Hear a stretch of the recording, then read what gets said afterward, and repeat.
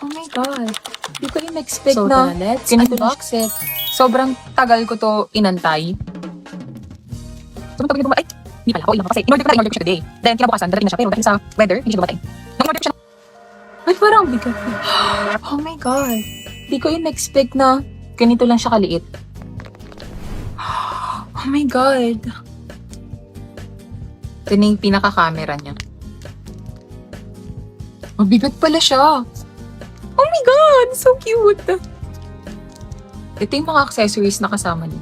Yun lang, accessories manual, then the actual camera itself. And...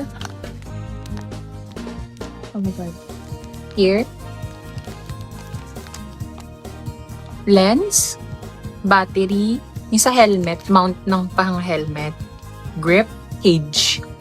So small, so cute though. And... ito na siya. Ito. Oh my God.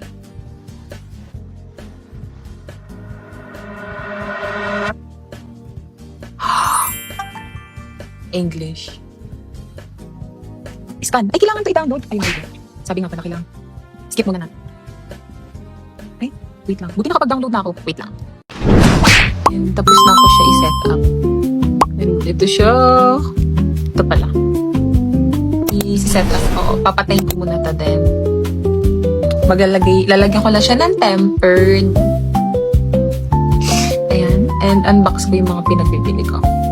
Ito po siya. Alam ko tempered yung face, ha? Nakakatakot. Ito.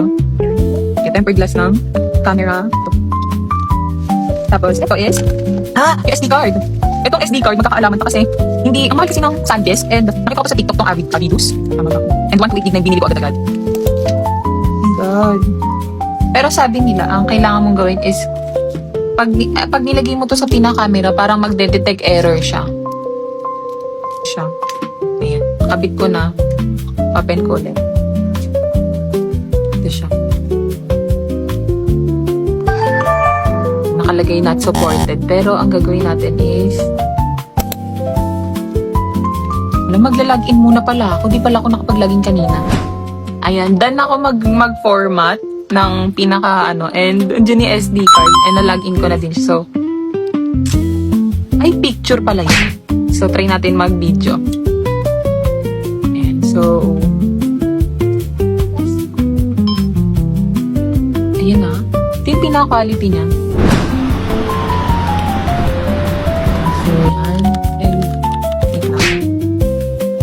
ito, pa-portraiting natin. Ito, pinaka-quality niya dito sa DJI. Ito siya. Ito yung sa iPhone ko. Oh my God. Feel na feel ko na siya. So, yeah.